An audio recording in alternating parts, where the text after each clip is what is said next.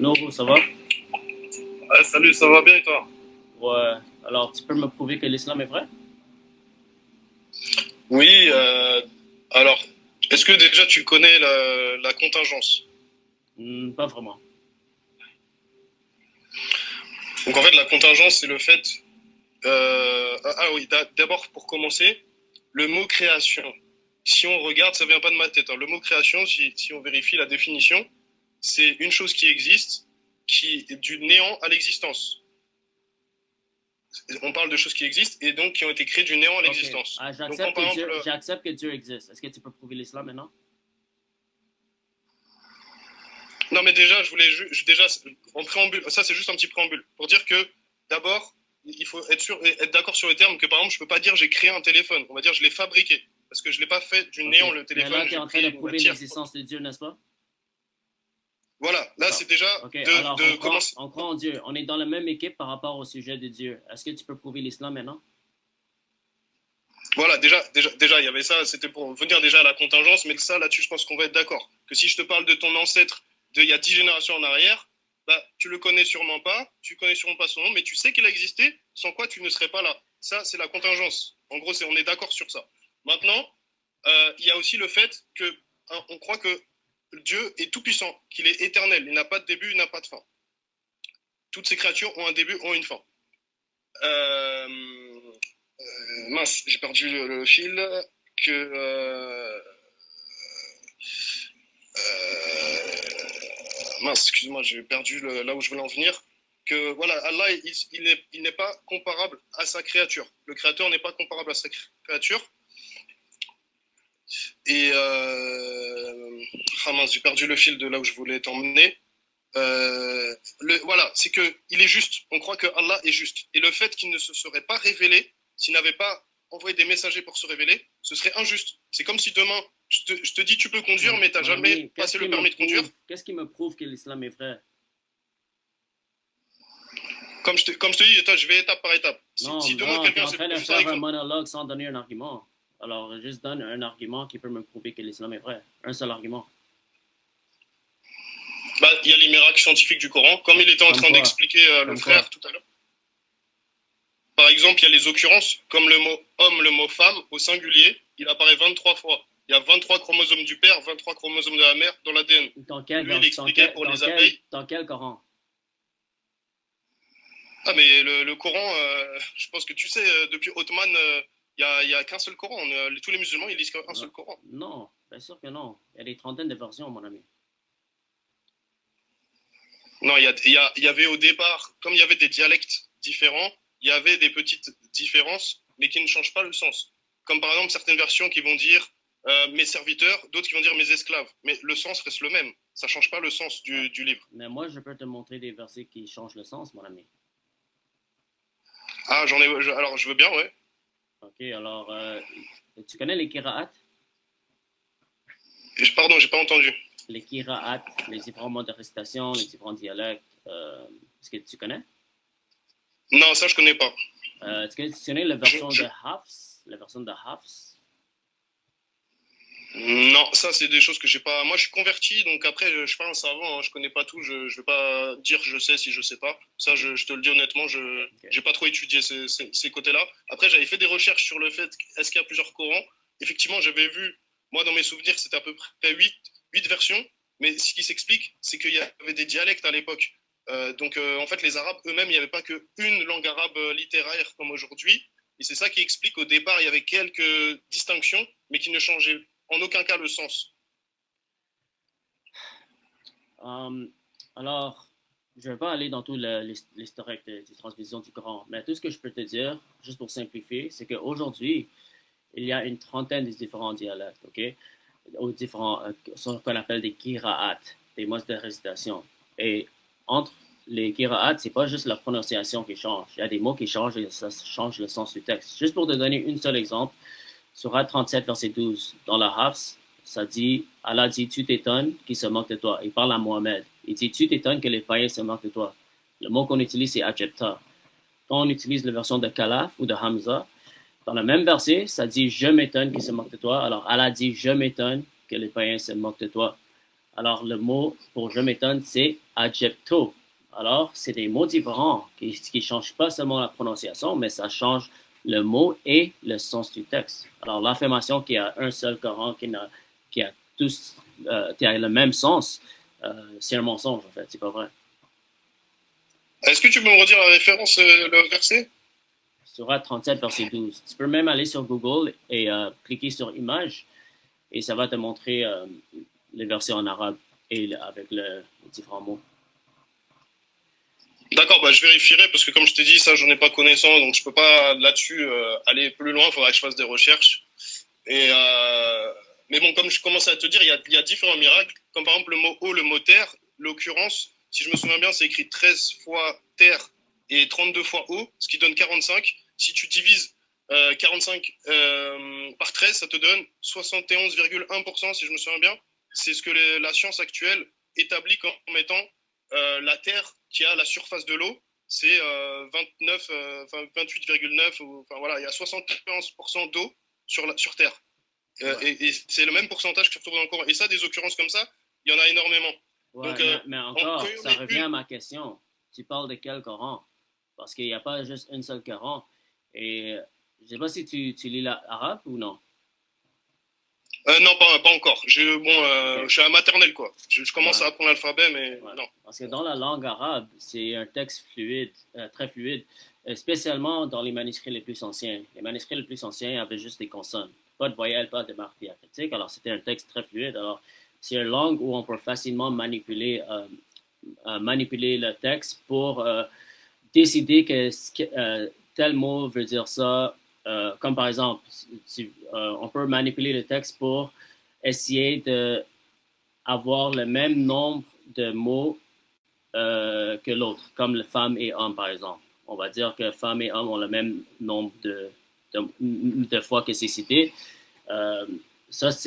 Cet argument de miracle mathématique, ça a été refuté, ça fait longtemps, parce que c'est juste la manipulation du texte. Alors, on peut manipuler n'importe quoi pour faire semblant que c'est un miracle mathématique. Alors, oui, mais en fait, je pourrais être d'accord avec ce que tu dis si il y avait qu'une ou deux occurrences comme ça, mais il y en a des dizaines et des dizaines. Donc c'est ça le problème en fait, c'est que je veux bien qu'on puisse, c'est comme de dire que cet univers, l'évolution, enfin c'est le hasard qui a tout créé. Bon, je pense que voilà, tu es croyant, donc tu ne crois pas à ces croyances, parce que c'est une croyance de croire ça. Là-dessus, je pense qu'on se rejoint, on est d'accord qu'il y a un créateur. C'est par là que je commençais au départ, mais c'est vrai que voilà, on est d'accord là-dessus, mais pour moi, c'est quand même un point important, parce que tu me dis, prouve l'islam, l'islam explique qu'il y a un créateur. Donc déjà, en fait, il faut qu'il y ait certains attributs à ce créateur. Donc déjà, il doit être juste, comme je disais, le fait qu'il se révèle à sa création, à travers des prophètes, c'est une justice. Parce que si demain, je dis à un petit jeune, ouais, bah tiens, prends la Lamborghini, tu as le droit d'aller conduire, tu fais tout ce que tu veux avec, c'est pas juste, parce que lui, il sait pas conduire. Et donc, il faut des règles, qu'il passe son permis de conduire, qu'il apprenne les règles pour pouvoir les respecter. Parce que sinon, il va recevoir des amendes, il ne saura même pas pourquoi il a grillé un stop, un feu rouge, il ne savait même pas. Donc, il faut d'abord qu'il y ait des règles pour que justement ce soit juste, là, sinon, c'est pas juste. Là, tu es en train de me donner des arguments contre l'athéisme. Tu es en train de me prouver l'existence de Dieu, mais c'est pas ça ma question. Ma question, c'est comment tu sais que l'islam est vrai? Moi, je peux accepter qu'il y a un Dieu tout-puissant, mais... En fait, oui et non. Parce qu'en fait, là où je veux t'emmener, c'est que il faut que le texte du Coran, il soit en adéquation avec la logique. Et en fait, le Coran, il revendique des choses qui sont logiques, comme le fait qu'il y ait un créateur, le fait que Allah est juste, que oui, c'est lui qui donne la subsistance. Ça prouve pas l'islam, mon ami. Ça prouve pas l'islam. Parce que le christianisme et le judaïsme croient la même chose. Alors, tu vas me donner un argument qui prouve l'islam. Par exemple, dans la Bible, il n'y a pas de verset qui dit directement que Jésus est Dieu. C'est des versets qui portent de l'équivoque, qui permettent de l'interpréter de cette manière. Et justement, c'est par les versets univoques qu'on explique un verset équivoque. C'est pas un verset équivoque qui explique des versets univoques. Ça s'appelle un sophisme de mots exacts. Alors, juste parce que quelque chose n'est pas dit mot par mot, ça ne veut pas dire que c'est faux. OK? Alors, si par exemple, moi je dis, j'ai des élèves et je les enseigne, qu'est-ce que je suis en train de dire sur ma carrière? je fais quoi pour ma carrière si je dis ça? Tu fais quoi pour ta carrière? Ouais, si tu dis que tu as des élèves, que tu leur enseignes. Ouais. Je suis pas sûr d'avoir bien compris ce que tu attends comme réponse. Je suis pas sûr d'avoir bien compris. Est-ce que c'est compliqué, vraiment? Si tu as des élèves. Si j'ai des élèves. Attends, redis-moi s'il te plaît la question ou tu peux reformuler. J'ai des élèves et je les enseigne de lundi à vendredi. Qu'est-ce que je suis en train de dire que je suis? Qu'est-ce que je fais pour ma carrière? Bah, que tu es en train de dire que tu es enseignant. Merci. Alors, même si je n'ai pas dit je suis enseignant, j'ai quand même dit que je suis enseignant avec des autres mots. Oui, je comprends. Ouais. Alors, si la Bible dit que Jésus a créé l'univers, Jésus peut pardonner les péchés, Jésus peut donner la vie éternelle, il est clairement en train de dire qu'il est Dieu, n'est-ce pas? Bah non, pas clairement. C'est par l'interprétation, c'est pas clairement. Parce que même ton exemple le prouve que c'est pas une manière claire de dire je suis enseignant, c'est une manière détournée, pas une manière claire. Non, ça c'est juste malhonnête intellectuellement, mon ami. Parce que c'était très facile pour toi pour comprendre que j'affirmais que j'étais un enseignant, même si j'ai pas dit mot par mot que je suis un enseignant. Mais quand je pose la même question pour Jésus, tu dis non, c'est pas clair. Alors ça, c'est juste la malhonnêteté intellectuelle, mon ami. Oui, mais par exemple, tu peux enseigner sans être enseignant, ou c'est impossible d'enseigner sans être enseignant? Si j'ai des élèves que j'enseigne de lundi à vendredi, est-ce que je ne suis pas un enseignant? Bah, moi, par exemple, je ne suis pas enseignant. Est-ce que ça m'empêche d'enseigner à des élèves? Qu'est-ce que je viens de dire, mon ami? Non, mais moi, n'étant pas un enseignant. Ouais, mais c'est pas ça l'exemple que j'ai dit. C'est pas l'exemple que j'ai dit. J'ai dit, j'ai des élèves que j'enseigne de lundi. J'ai des élèves que j'enseigne de lundi à vendredi. C'est ça que je fais pour ma carrière. Qu'est-ce que je suis en train de dire que je suis clairement? Tu connais déjà la réponse, mais là, tu es en train d'être intellectuellement malhonnête. Non, c'est pas de la malhonnêteté, je veux juste induire qu'il y a une possibilité à autre chose que l'explication que tu as faite. Okay. L'explication que tu as faite, elle est juste, je suis d'accord avec toi. Merci. Mais c'est pas la seule, l'un n'empêche pas l'autre en fait. Okay. Et ça, c'est possible que je ne sois pas enseignant tout en enseignant à quelqu'un. Okay. Pourtant, je suis pas enseignant. Est-ce qu'il y a quelqu'un à part Dieu qui peut donner la vie éternelle? Absolument pas. Alors, si moi je dis, moi je donne la vie éternelle, c'est clair que je suis en train d'affirmer que je suis Dieu, n'est-ce pas? Mais du coup, quand Jésus dit « je ne peux rien faire par moi-même », ça veut dire qu'il se contredit? Non, ça veut dire que Dieu est entré dans la création à travers la chair. Okay? Alors, Dieu a incarné. Alors, quand tu incarnes sur la terre, tu prends une décision toi-même de te limiter. De la même manière que Allah se limite avec un voile pour ne pas détruire la création. Non, c'est pas que Allah se limite, c'est que justement, dans sa perfection, et nous, on n'est pas parfait, on ne peut pas supporter. Comme Moussa, quand il a été foudroyé, quand il a voulu voir Allah, tu connais ça, il a été foudroyé, enfin, il est mort même, et la montagne a été foudroyée, et après Allah l'a fait revivre. Il a vu quand il a été ressuscité que la montagne, elle était un tas de poussière. Donc, en fait, il n'était pas capable dans cette vie de voir son créateur. Ça, c'est la meilleure des choses qu'on pourra avoir droit dans l'au-delà, mais pas dans cette vie. Okay. Ça ne veut pas dire que Allah n'est pas capable. C'est juste que nous, on ne peut pas supporter. Il y a un hadith dans Sahih Muslim, ça dit son voile est la lumière. S'il l'enlevait, les splendeurs de son visage brûleraient toute chose que son regard atteint parmi sa création. Alors Allah, selon Sahih Muslim, il a un voile qui limite sa puissance. Parce que s'il n'avait pas cette voile, sa face détruirait toute l'humanité. Alors, Dieu est capable de se limiter par sa propre volonté. Okay? Alors, en fait, mon frère, ce qu'il faut comprendre, c'est... Voilà. Non, pardon, excuse-moi de t'avoir coupé, c'est juste très rapide. C'est juste, par exemple, tu vois, la couche d'ozone, c'est pour nous protéger. En fait, c'est pour nous, c'est pas contre nous, ça nous sert. C'est pas ça mon argument, parce que toi, tu es en train de dire que Dieu ne peut pas se limiter, genre. C'est pas illogique. Non, par contre, je dirais pas je le formulerais pas comme ça, dire Dieu ne peut pas. Ça, je retire de mon langage. Si je l'ai dit, c'était par erreur.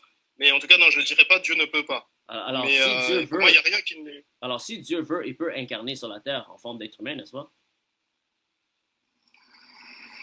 Je peux pas vraiment répondre à cette question parce que Dieu peut faire toute chose. Mais Mais, il ne convient pas, mais il ne si convient Dieu. pas de lui Ouais. attribuer l'incarnation dans sa création. Dieu ne s'incarne pas dans sa création. OK, alors Dieu est Ça, c'est un incapable. problème aussi. Dieu est incapable de s'incarner, Non, selon toi. il ne convient pas. J'ai pas dit il est incapable. J'ai dit il ne convient pas d'attribuer à Dieu de s'incarner dans sa création. OK, Je pense que tu sais parfait. que. Parfait. Alors, ça ne le Vas-y. convient pas parce que ton Coran dit ça, je sais. Mais s'il veut, il peut le faire. Il peut faire toute chose, oui. Mais c'est Ça, ça. ça je Alors, pourrais pas dire le c'est contraire. ça. Alors, c'est pas illogique. Non, bah non, parce que par exemple, dans ce cas-là, on pourrait dire oui, mais il est immortel, mais il pourrait mourir. Bah, en soi, ils peuvent tout faire, mais il ne convient pas de dire qu'il pourrait mourir parce que lui-même se présente comme étant immortel, comme étant éternel, pardon. Ouais. Donc l'éternité n'a ni début ni fin. Mais si. Donc s'il est vivant, c'est pas qu'il ne peut pas être mort. Est-ce que les humains sont mortels? Tous les humains sont mortels, n'est-ce pas? Oui. Parfait. Oui. Alors, si Dieu, tu le veux. Alors, si Dieu incarne dans la forme d'un humain, il est capable de mourir dans la chair. Oui, je comprends où tu veux en venir, mais nous, en tant que musulmans, il ne convient pas d'attribuer à Dieu de s'incarner dans sa création. Ouais, Donc, je sais ce que le Coran dit et ce que tu crois. Mais pour venir à une conclusion, il faut avoir des preuves. Alors, moi, je cherche la raison pour laquelle l'islam est la vérité. Oui, comme je t'ai dit, en fait, il y a des signes. Hein. Quand je disais tout à l'heure les miracles, c'est pas ça seulement qui fait que je crois. Moi, il y a aussi quand par exemple, j'ai mal à la tête, je fais mes ablutions, je sens qu'il y a une partie de de tête qui s'en va. Ensuite, je fais ma prière et encore une autre partie qui s'en va. Des fois, il m'arrive des épreuves qui sont privées, des choses, des gens, ils deviendraient fous. Et moi, je me dis, tawakulallah, je garde confiance. En fait, j'ai une quiétude. J'ai une quiétude qui dissout les inquiétudes dans mon cœur. Et ça, c'est pas descriptible. Ça, c'est quelque chose, c'est la foi qui le nourrit et qui l'augmente. C'est ça. Et c'est ça, en fait. Mais il est d'accord avec moi que ça, c'est pas des preuves, n'est-ce pas? Ça fait un tout. Tout à l'heure, je t'ai dit, il y a les miracles scientifiques. Je t'ai parlé des occurrences, parce qu'il y a aussi les miracles scientifiques, j'en ai pas parlé. Il y a aussi les miracles numériques, mathématiques. Il y a l'absence de contradiction, dont le verset qui dit que ne médite-t-il pas s'il provenait d'autres qu'Allah, ils y auraient trouvé maintes contradictions. Et le mot contradiction, est-ce que tu es prêt l'occurrence du mot contradiction n'apparaît qu'une seule fois dans tout le Coran, c'est dans ce verset. Tu as donné environ 4... Attends, juste pour finir, Attends, mon ami, parce que tu amènes beaucoup de sujets en même temps. Tu dis, il y a des miracles scientifiques, il y a des miracles numériques, il n'y a pas de contradiction. Alors, je ne peux pas adresser tout en même temps. Mais est-ce que toi, tu es prêt d'aller à travers ces arguments étape par étape, un par un, pour voir si c'est vrai? Avec plaisir, oui. OK. Alors, toi, tu crois que le Coran a des preuves scientifiques? Oui, de nombreuses preuves scientifiques. Ouais. Et les preuves scientifiques, ça prouve que l'islam est vrai, n'est-ce pas? C'est un tout. Comme je t'ai dit, je t'ai parlé du fait qu'il doit être juste, il doit avoir des attributs, et que OK, mon ami, le Coran a été préservé. Je cherche un seul argument pour le moment, OK? Alors, si tu peux choisir un seul argument parmi tous les arguments que tu as cités, quel sera le meilleur, le plus fort pour toi? Franchement, moi, c'est un des derniers que je disais, c'est la quiétude. Hein. La quiétude dans mon cœur. Celui-là, c'est celui qui est le moins prouvable scientifiquement. Ça, c'est ce qui se ressent dans le cœur. Mais je pense que c'est le plus grand de tous. Mais c'est celui que je peux le moins démontrer. Ça, c'est la plus faible, parce que ça, c'est subjectif. Tout le monde peut le dire que ça. Oui. Même les bouddhistes peuvent dire ça. Je comprends. Mais pour moi c'est le plus fort. Qu'est-ce qui sera l'argument qui peut nous convaincre? Oui, tu m'as dit pour moi. Donc pour moi, c'est lui le plus fort pour moi individuellement. Ok, ouais, merci. Mais maintenant pour nous, quel sera le plus convaincant? Voilà. En fait, pour moi, c'est la logique. C'est que comme j'ai dit, en fait, c'est que Dieu, il s'est révélé à sa création. On croit, nous, depuis Adam, que tous les prophètes étaient soumis à la volonté de Dieu, qu'ils étaient tous musulmans. Ils avaient tous le même message, l'unicité, le bon comportement, de blâmer le mal, d'ordonner ce qui est bon. Et donc, en fait, il faut déjà que le Coran y réponde à cela. Que le Coran, il présente un Dieu qui est miséricordieux, qui aime, que son... Qu'est-ce que le Coran répond que la Bible ne répond pas? Comment? Qu'est-ce que le Coran répond que la Bible ne répond pas? Moi, franchement, à la base, j'étais chrétien, je me suis converti. Hein, donc, moi, j'ai pas de plaisir à venir piétiner sur la Torah ou la Bible ou quoi. Mais, Quand mais tu comment prouves, dire, quand tu prouves l'islam, tu dois donner un argument qui est différent. Parce que moi, je peux te donner exactement le même argument que toi en tant que chrétien. Alors, quel argument que tu peux me donner qui peut me prouver que c'est l'islam qui est la vérité? alors déjà, il y a le fait que Allah dans le Coran, dans plusieurs versets, déjà il y a celui que je t'ai dit où il a dit que si il venait d'autres qu'Allah, vous y aurez trouvé de nombreuses contradictions. Et l'occurrence du mot contradiction n'apparaît qu'une seule fois, c'est dans ce verset. Donc le Coran, il met entre guillemets au défi de trouver une contradiction dedans. Ok, Il dit parfait. aussi, Est-ce il y que a plusieurs est-ce défis. que je peux répondre à ces défis? Ah, attends, je finis juste 10 secondes. Il y a aussi le défi de comment dire, de créer un Coran qui soit semblable. Ensuite, c'est de créer 10 sourates et ensuite une sourate. Donc il y a plusieurs défis dans le Coran où Allah il met au défi de faire la même chose. Merci. Et, est-ce que je peux répondre à ces défis? OK, parce que là, tu as cité deux défis. Je vais commencer avec le deuxième que tu as cité. Tu as dit que si tu peux essayer de réécrire un autre sourate comme le Coran ou un autre Coran, si je mets un défi de récréer Harry Potter, est-ce que quelqu'un sera capable de le faire? Oui, alors après, il faut comprendre la profondeur. C'est qu'il y a des figures de style. Par exemple, tu sais ce que c'est un palindrome? Non. Mon ami, ce que je suis en train de dire, c'est que cet défi est tellement subjectif et n'importe quel livre peut dire ça. Shakespeare peut donner le même argument. Harry Potter peut donner le même argument. Il y a plein de livres qui ne peuvent pas être récréés parce qu'ils sont uniques dans leur propre manière. C'est impossible de récréer Mozart, par exemple, ou Michael Jackson, par exemple. Ça, c'est pas une preuve pour la divinité de dire que tu ne peux pas créer exactement ce que moi j'ai créé. Ça, c'est un argument vraiment insensé, mon ami. En fait, le Coran, on sait que c'est un livre qui a été révélé sur une période de 23 ans. Il y a un style qui est bien propre au livre, qui reste du début à la fin, tout au long.